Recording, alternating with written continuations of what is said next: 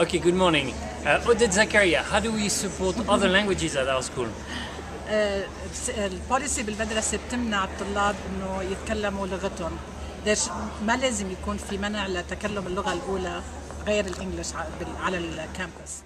How to keep the learning focused, relevant, and use technology at the same time. So basically our question led to more questions, so I'm going to share a few key bullet points. What happens when we focus on technology? One of the issues was that many things are still relevant today that were relevant before technology, and it's hard to know if we're always doing the right thing by incorporating smartboard, computers, digital phones, wikis, blogs, etc. Especially for IB teachers that need to focus a lot on writing extensively. Okay, this is the brass tacks, boys and girls. This is what we need to practice. These are the skills you really need.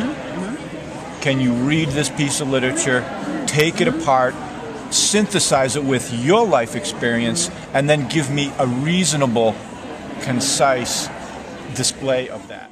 Another thing that came up was that practical skills still matter. I spoke about that briefly. How can we make the learning relevant but enhance those practical skills in the classroom while still using technology and not sacrifice the practice of the skills? This has been an amazing table with, I think, 100% agreement that we haven't begun to reflect using all the research that's been done in the last decade nearly enough in behalf of what's best for kids and learning. Il faudrait également avoir des liens avec les ambassades de différents pays et savoir s'il y a des cours, des classes qui sont offertes dans ces langues pour nos étudiants. Are we really teaching students what they need to know? Are we? Are we? Are we? We had a lot of discussion, and basically it comes down to this. We need, as teachers, to find a way to bring what we're teaching book knowledge-wise to bring what is relevant worldwide. How do we make students well-rounded? How do we make them understand why they're learning some of the things they don't want to learn? And how they can use that in the real world. Why are those things important? Why do we need to think outside of the box? Students must see the value of what they are learning, authentic learning. Choice and freedom in their learning is needed. Students should be weaned off teachers by using the standards and planning for their own learning. Students have choice between, students and their parents should have a choice between what language they learn initially. And also we looked at the possibility of creating a forum or cafe where students, teachers, even parents could meet and speak in a particular language. Thank you. All right, well, we discussed how to use technology appropriately in PE, drama, and art, although our focus of our discussion was primarily on PE. We basically said that it needs to be used, but not necessarily forced, because then it will lose its meaning. And then we talked at great length about heart rate monitors and how they can be used to track progress, to show improvement, and perhaps give a little bit more meaning to the students in the way that they are doing, why they're doing physical fitness activities to begin with, and overall health. So what's our question?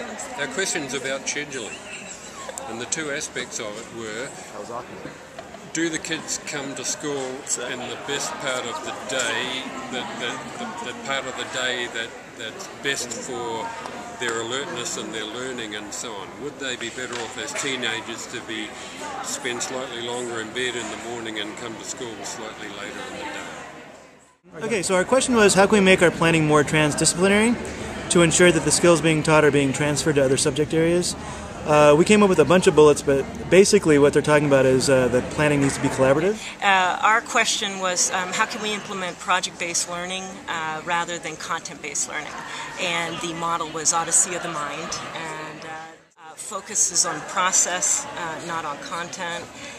It entails content area teachers collaborating, and so you have a math teacher and a science teacher and an English teacher and an art teacher, the entire spectrum, focused on one part of the solution.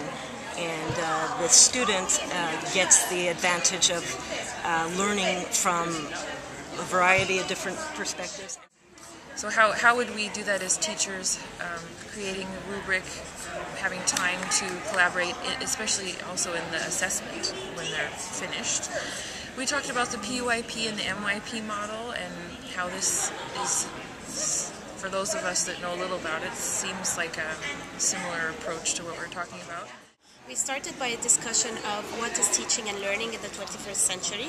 We basically said that it's all about collaboration, deeper understanding of content, creativity, critical thinking, global awareness, reflection on learning, the teacher being a facilitator, and differentiation. In the elementary school, clustering the children in each level would be best for the future so that the teacher could provide daily support to each of those kids and to that other teacher. We really need to make sure that literacy is number one and that we are pushing it in every subject, especially when you get to middle school when your subjects are delineated. The second half of the question was, when they're here, is the way the day is divided up?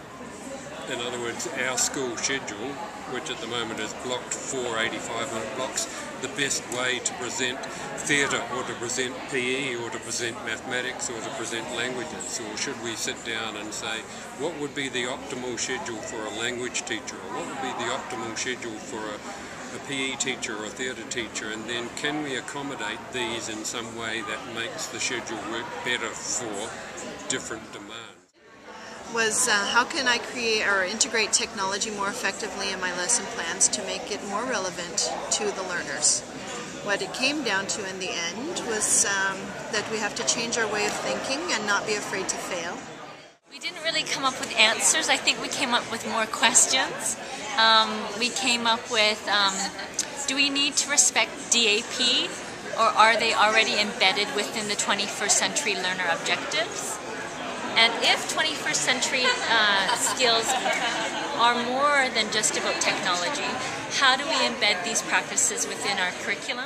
Our mission states that we need to educate and inspire kids to think creatively and to reason critically, and that those are two very important 21st century skills, as we saw in the videos this morning. So I think because that's so clear, we wondered a bit, because the more interesting and challenging question is, how do we actually ensure that we're achieving our mission in those regards?